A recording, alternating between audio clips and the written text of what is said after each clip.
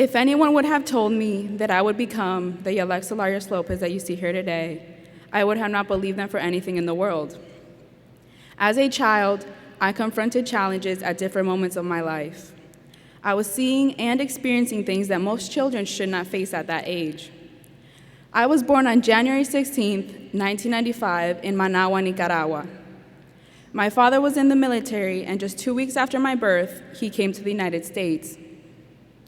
I stayed with my mother and lived with my grandma and a few of my aunts and uncles.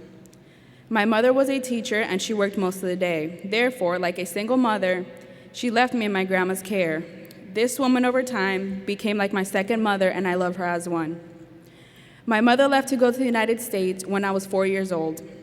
I stayed living in Nicaragua for 1 more year, and then I left to the United States with my aunt.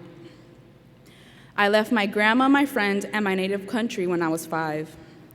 Arriving here in America, the first person I recognized was my mother, and for the first time I met my father. Until then, I had no idea what he looked like or even who he was. We came to Marathon, Florida, and resided in an apartment with some family and friends. There were 2 rooms and about 12 of us in total. Sharing everything and sleeping on the floor or on a couch became somewhat normal for me.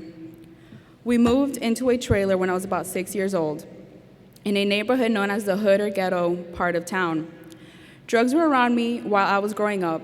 It wasn't unusual to see people smoking marijuana or getting arrested. I never had an interest in drugs. I always thought about it this way: I like my lungs pink. Problems developed between not only my father and I, but also between he and my mother. I remember waking up in the middle of the night to startling noises, objects being pushed off their night table and falling on the floor. Violence was something that I learned to deal with when I was young. During these times, I felt powerless, useless, like there was nothing I could do to stop my mother's suffering. As I got older, I discovered the reason why my dad was mistreating my mom: infidelity. Apparently, in those years that they were separated, when my dad came to America, he had an affair with another woman. Resentment and disappointment grew in my heart. The man who I began to trust was hurting someone that I cared about the most. I wanted him to get completely out of my life and my mother's. I wanted him to leave us alone because I honestly felt that my life was better off without him in the first place. Since I was the first child born, it seemed like he tried too hard to raise me the right way. Any little thing I did wrong, like spilling a few grains of rice on the table or forgetting to clean my room, I'd get hit with the belt. With everything that was occurring around me, including problems that my relatives in Nicaragua had with gangs there, I began to suffer from depression. I tried my hardest to make my parents proud, and most importantly, my dad. I felt that if I improved my grades, maybe, just maybe, it would ease up the tension at home. But after all my efforts, it didn't work.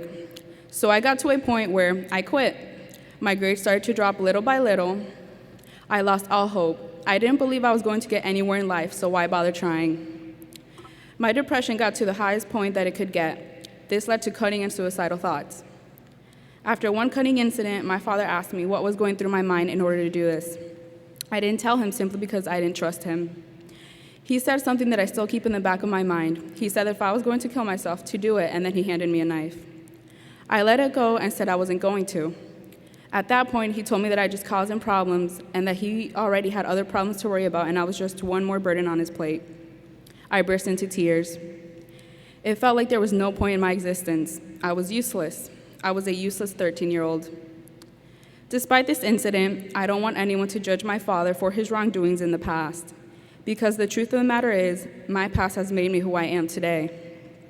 But things got better. In 8th grade, I received a letter from this program called AVID, and it seemed like a good opportunity to better my life. I filled out the application and crossed my fingers, hoping to get accepted. It seemed like God wanted me to keep on having faith in myself because I got in. My freshman year of AVID was something else. At first, it was difficult for me because it does take a lot of determination and self-discipline. Doubt still arose in me. Statistics may say that Caucasians are the ones most likely to succeed. Hispanics and other minority groups are always at the bottom. With my family's financial situation, I knew that they wouldn't be able to pay for college. I didn't consider myself smart and had no self-esteem at all. I didn't believe that I could accomplish anything in life. But my AVID family took me in when I had no one. They showed me affection and motivated me. They made me start believing in myself. Miss Stoney, my AVID teacher, comforted me when I had hard times and was always there to give me advice and guide me. She wasn't just any regular teacher. She actually cared about me and my future. She was there to pick me up when I was down and motivated me to accomplish anything and everything I could. AVID has brought hope back into my life and has taught me that you have to work for what you want. Thanks to the Cornell notes, attending tutorials, asking questions, keeping my binder organized, and keeping my future in mind, I set goals for myself to achieve. I started to accomplish things that I never thought I could do. I received the Most Improved Academic Award both my sophomore and junior year by Ileana Ross-Lehtinen, the Congresswoman of Florida, for my academic progress and determination. During my sophomore and junior years, I have taken many AP honors and dual enrollment courses. I received a 5 on my AP Spanish exam. I got a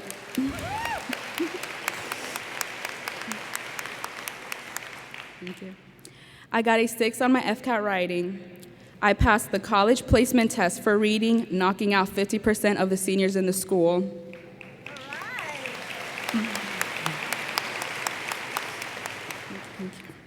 I was elected class secretary for junior year. I played volleyball during my sophomore and junior year.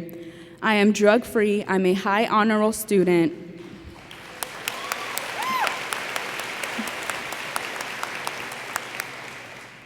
I'm a member of leadership. I am the Nike Club President, Zonta Club President, National Honor Society President, and Health Careers Club President.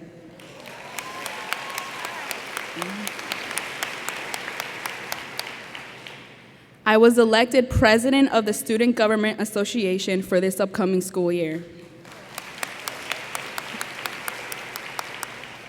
Now, I didn't say all these things to make myself look good. AVID is not just about the Cornell notes or the tutorials. It's about those students who have no one to go to in their time of need. It's about those students who overcome challenges that they never thought they could face and end up being a completely different individual than they were before. AVID has given me hope to go to college and get an education. I don't want to be a pediatrician. I'm going to be a pediatrician, and nothing is going to stop me.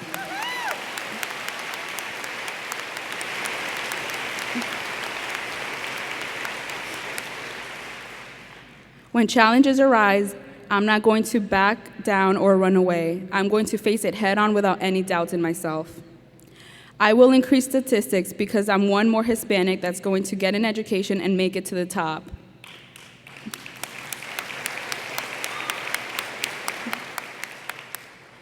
These are the words of an AVID student who is determined. These are the words of a student who will succeed. Thank you.